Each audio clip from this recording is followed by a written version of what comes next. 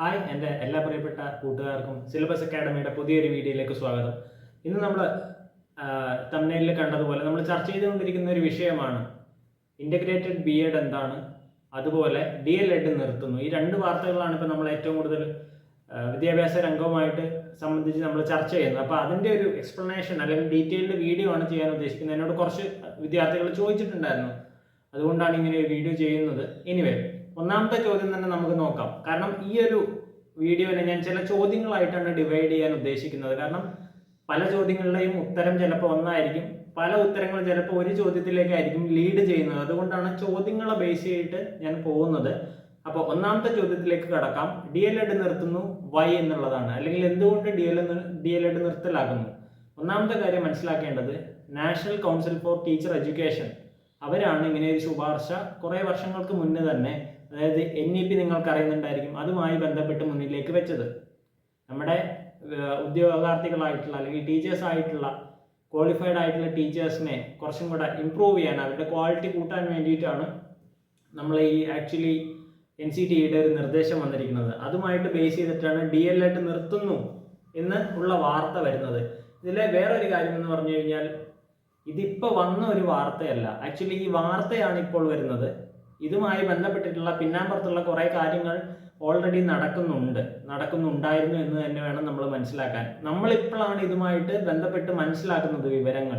കാരണം ഇത് കേരള സർക്കാർ ഓൾറെഡി അതുമായിട്ട് ബന്ധപ്പെട്ടിട്ടുള്ള റിപ്പോർട്ട് തേടുകയും ആ റിപ്പോർട്ട് ഓൾറെഡി കൊടുക്കുകയും ചെയ്തപ്പോഴാണ് കേരള സർക്കാർ ഈ ഒരു നിയമവുമായിട്ട് മുന്നിലേക്ക് വന്നത്. അപ്പോൾ നമുക്ക് നോക്കിക്കഴിഞ്ഞാൽ ബാക്കിയുള്ള സംസ്ഥാനങ്ങളും അതുപോലെ കേരളത്തിൽ സെൻട്രൽ യൂണിവേഴ്സിറ്റി ഓഫ് കേരള, അതിലൊക്കെ ഈ 4 വർഷത്തെ degree course plus BEd already running ആണ്. അപ്പോൾ നമ്മളിത് അറിയാത്തത് കൊണ്ടാണ് ഇത് നമുക്ക് പുതിയൊരു ന്യൂസ് ആയിട്ട് തോന്നുന്നത്. ആക്ച്വലി ഇതൊരു പുതിയ ന്യൂസ് അല്ല, നമ്മളുടെ മുന്നിലേക്ക് ഇപ്പം എത്തപ്പെട്ടു എന്ന് മാത്രമേ ഉള്ളൂ. ആ റിപ്പോർട്ട് പുറത്തു വന്നതോടുകൂടി ആ റിപ്പോർട്ട് വായിച്ചിട്ട് മനസ്സിലായ ചില കാര്യങ്ങളാണ് ഞാൻ പറയാൻ ശ്രദ്ധിക്കുന്നത്. അപ്പോൾ ഇത് കേരള സർക്കാർ അംഗീകരിച്ചതായിട്ട് ഇവിടെ കാണാൻ പറ്റുന്നുണ്ട്. അടുത്തൊരു ചോദ്യം എന്ന് പറയുന്നത്, ഇനി DLED എന്ന് നിർത്തിക്കഴിഞ്ഞാൽ എന്ത് ചെയ്യും എന്നുള്ളതാണ്. ഒന്നാമത്തെ ഒരു കാര്യം, 2025 തൊട്ട്, അതായത് അടുത്ത അഡ്മിഷൻ വർഷം തൊട്ട് DLED അല്ലെങ്കിൽ TTCയുടെ പിന്നീട് വന്ന രൂപമായിട്ടുള്ള DLED നിർത്തുമെന്നുള്ളതാണ്. അതായത് ഇനിയൊരു DLEDന്റെ ബാച്ച് ഉണ്ടാവാൻ സാധ്യതയില്ല.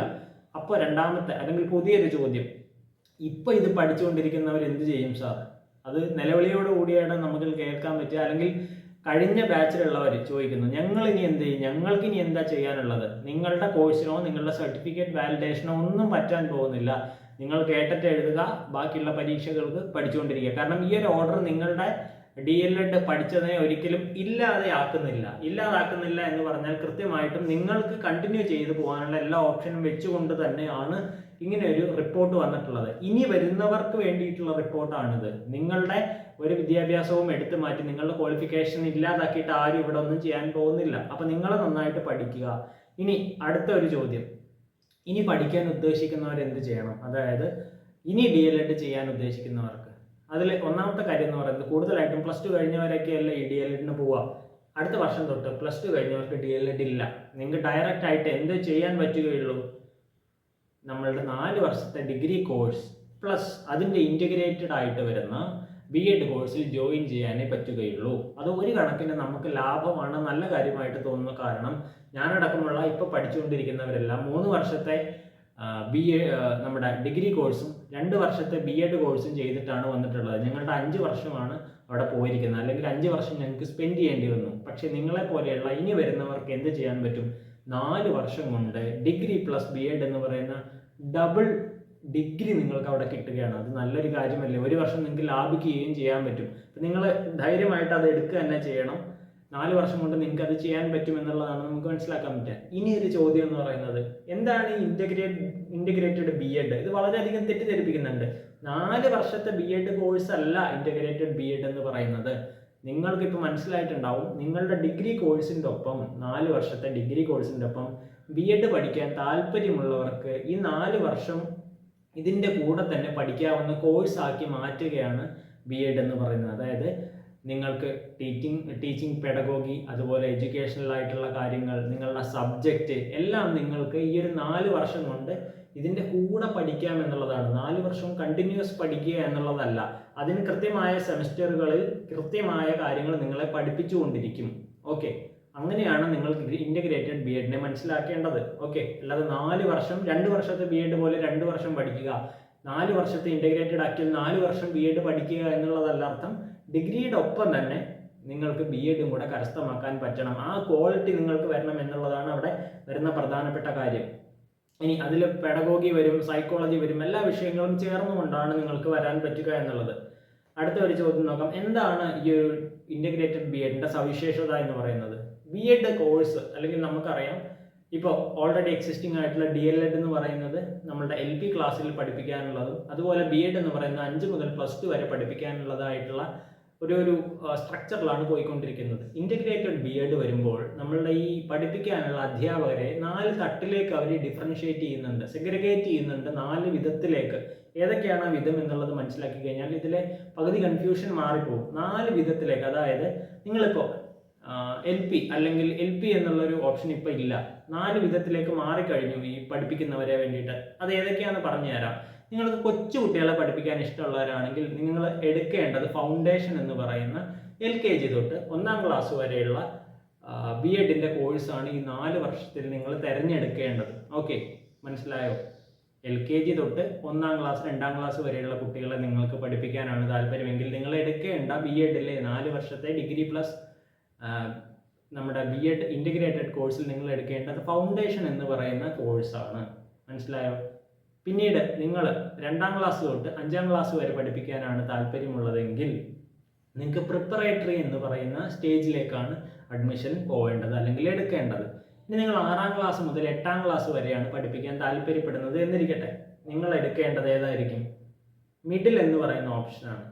അതുമല്ല, എനിക്ക് കുറച്ച് മുതിർന്ന കുട്ടികളെ പഠിപ്പിക്കണം, 8ാം ക്ലാസ് മുതൽ 12ാം ക്ലാസ് വരെയുള്ള കുട്ടികളെ പഠിപ്പിക്കണം എന്നാണ് നിങ്ങളുടെ മോഹമെങ്കിൽ നിങ്ങൾ സെക്കൻഡറി എന്ന് പറയുന്ന ഓപ്ഷനാണ് നിങ്ങൾ എടുക്കേണ്ടത്. ഓക്കെ, അപ്പോൾ ഇനി തൊട്ട് ബി എഡ് അല്ലെങ്കിൽ DLED ഇങ്ങനെ വ്യത്യാസങ്ങളൊന്നുമില്ല. എല്ലാവരും ഓപ്പൺ ആയിട്ട് അല്ലെങ്കിൽ ജോയിൻ ചെയ്യാൻ പോകുന്ന ഒരൊറ്റ ബി എഡ് കോഴ്സിലേക്കായിരിക്കും, വിച്ച് ഈസ് ഗുഡ് എന്ന് എനിക്ക് പറയാനുള്ളൂ. ക്വാളിറ്റി ഇമ്പ്രൂവ് ചെയ്യാൻ പറ്റും. എല്ലാവരും പഠിപ്പിക്കുന്ന അല്ലെങ്കിൽ പഠിക്കുന്ന കാര്യങ്ങളെല്ലാം ഒരുപോലെ ഇരിക്കും. അതിലൊരു വ്യത്യാസം കൊണ്ടുവരാൻ ഇനി അതിൽ പറ്റുകയില്ല. അടുത്തത് നോക്കാം. ഇനി നിങ്ങൾ ഈ 4 വർഷം ചെയ്യുന്നവരാണോ ആണെങ്കിൽ മാത്രമേ നിങ്ങൾക്ക് 4ാമത്തെ വർഷം കഴിഞ്ഞ് ബി എഡും ഡിഗ്രിയും പൂർത്തിയാക്കി ഇറങ്ങുമ്പോൾ മാത്രമേ നിങ്ങൾക്ക് ബി എഡിൻ്റെയും ഡിഗ്രിയുടെയും കോഴ്സ് സർട്ടിഫിക്കറ്റ് ഒന്നിച്ച് കിട്ടുകയുള്ളൂ. എന്ന് വെച്ചാൽ 4 വർഷം നിങ്ങൾ ഈ കോഴ്സ് കണ്ടിന്യൂ ചെയ്തിട്ടില്ലെങ്കിൽ നിങ്ങൾക്ക് ബി എഡിൻ്റെ സർട്ടിഫിക്കറ്റ് കിട്ടുകയില്ല എന്ന് തന്നെയാണ് മനസ്സിലാക്കേണ്ടത്. ചിലർ പറയും എനിക്ക് 3rd ഇയർ കഴിയുമ്പോൾ എനിക്ക് ഡ്രോപ്പ് ഔട്ട് ചെയ്യണം, എനിക്ക് കൂടുതൽ പഠിക്കാൻ താല്പര്യമില്ല, എനിക്ക് ബി എഡും വേണ്ട, എനിക്ക് ഡിഗ്രി ഇത്ര മതി എന്ന് പറഞ്ഞു കഴിഞ്ഞാൽ നിങ്ങൾക്ക് 3 വർഷം അവിടെ നിർത്താം. അപ്പം നിങ്ങൾക്ക് ബി എഡിൻ്റെ സർട്ടിഫിക്കറ്റ് കിട്ടുകയില്ല. 4 വർഷം ഡിഗ്രിയുടെ ഒപ്പം 4 വർഷം കണ്ടിന്യൂസ് ആയിട്ട് പഠിച്ച് 4 വർഷം കഴിഞ്ഞാൽ മാത്രമേ നിങ്ങൾക്ക് ബി എഡിൻ്റെ ഡിഗ്രി അല്ലെങ്കിൽ ബി എഡിൻ്റെ കോഴ്സ് സർട്ടിഫിക്കറ്റ് നിങ്ങൾക്ക് കിട്ടുകയുള്ളൂ. ഇനി അടുത്ത ഒന്ന് നോക്കാം. അതാണ് പ്രധാനപ്പെട്ട ഒരു സംശയം കണ്ടത്. സർ, ഇപ്പോൾ പഠിച്ചുകൊണ്ടിരിക്കുന്ന ഡിഗ്രി പഠിക്കുന്ന PG പഠിക്കുന്ന ഉദ്യോഗാർത്ഥികൾ എന്ത് ചെയ്യണം? ഞങ്ങൾ ഇനി ആദ്യം ഇൻ്റഗ്രേറ്റഡ് ബി എഡ് 4 വർഷം പോയി ചെയ്യണം? വേണ്ട, നിങ്ങൾ അങ്ങനെ ചെയ്യേണ്ട ഒരു കാര്യമില്ല. കാരണം 2 എണ്ണമാണ്. ഒന്നാമത്തെ കാരണം എന്ന് പറഞ്ഞു കഴിഞ്ഞാൽ 2025 ആദ്യത്തെ integrated degree plus B Ed course വരാൻ പോകുന്നത്. മനസ്സിലായോ? അപ്പോൾ ഇത് പാസ് ഔട്ട് ആവുന്നത് 2029 ഫസ്റ്റ് ക്ലാരിഫിക്കേഷൻ കിട്ടിയോ? അപ്പോൾ ഇനി എന്താണ് ഇപ്പോൾ 2025 ഡിഗ്രി പാസ് ഔട്ട് ആവുന്ന ആൾക്കാർ അല്ലെങ്കിൽ PG പാസ് ഔട്ട് ആവുന്നവർ അല്ലെങ്കിൽ എപ്പോഴെങ്കിലും PGയും ഡിഗ്രിയും ഒക്കെ കഴിഞ്ഞ് 2025 26 27 28 ഒക്കെ ഞാൻ ബി എഡ് എടുക്കാൻ താല്പര്യപ്പെടുന്നവരാണ് എന്ന് മനസ്സിൽ ഉറപ്പിച്ചുകൊണ്ടിരിക്കുന്നവരാണ് നിങ്ങളെങ്കിൽ എന്താ നിങ്ങൾക്കുള്ള ഓപ്ഷൻ എന്ന് പറഞ്ഞു കഴിഞ്ഞാൽ 25, 26, 27, 28 വരെയൊക്കെ മാക്സിമം 28 വരെ 29 വരെ 2029 വരെയൊക്കെ ഡിഗ്രി അല്ല നമ്മുടെ ബി എഡ് കോഴ്സ് നമ്മൾക്ക് അവൈലബിൾ ആയിരിക്കും. അതായത് 2025 നമുക്ക് എന്ത് ചെയ്യാൻ പറ്റും? ബി എഡിന് ജോയിൻ ചെയ്യാൻ പറ്റും.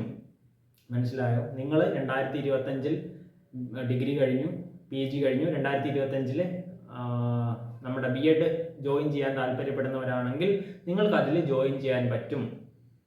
അപ്പോൾ 2025, 2026, 2027 മാക്സിമം 2028 വരെയൊക്കെ ഡിഗ്രി കോഴ്സ് അതായത് ബി എഡ് കോഴ്സ് അവൈലബിൾ ആയിരിക്കും എന്നുള്ളതാണ് നമ്മൾ മനസ്സിലാക്കേണ്ടത്.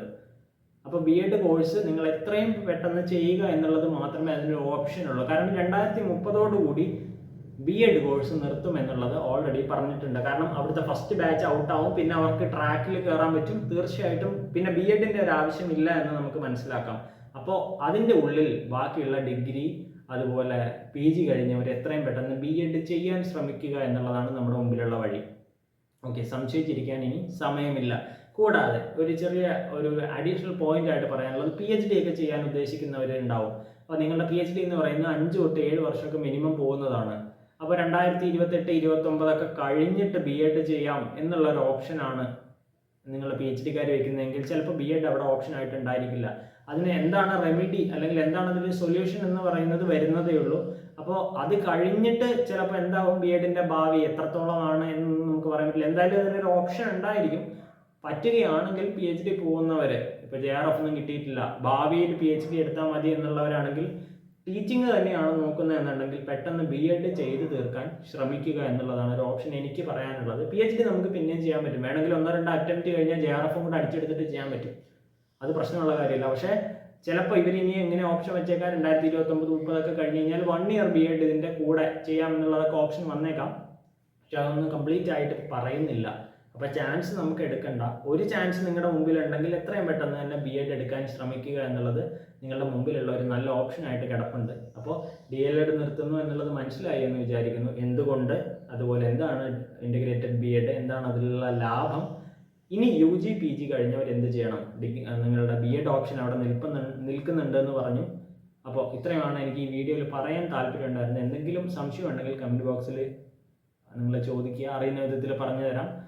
പിന്നീട് സപ്പോർട്ട് ചെയ്യാൻ താല്പര്യമുള്ളവർക്ക് സപ്പോർട്ട് ചെയ്യാം. ഇനി ഇതുപോലത്തെ വീഡിയോ ആയിട്ട് വരാം. ആശാൻ ടോക്സ് ഒക്കെ കാണുക. എന്തായാലും bye bye and see U.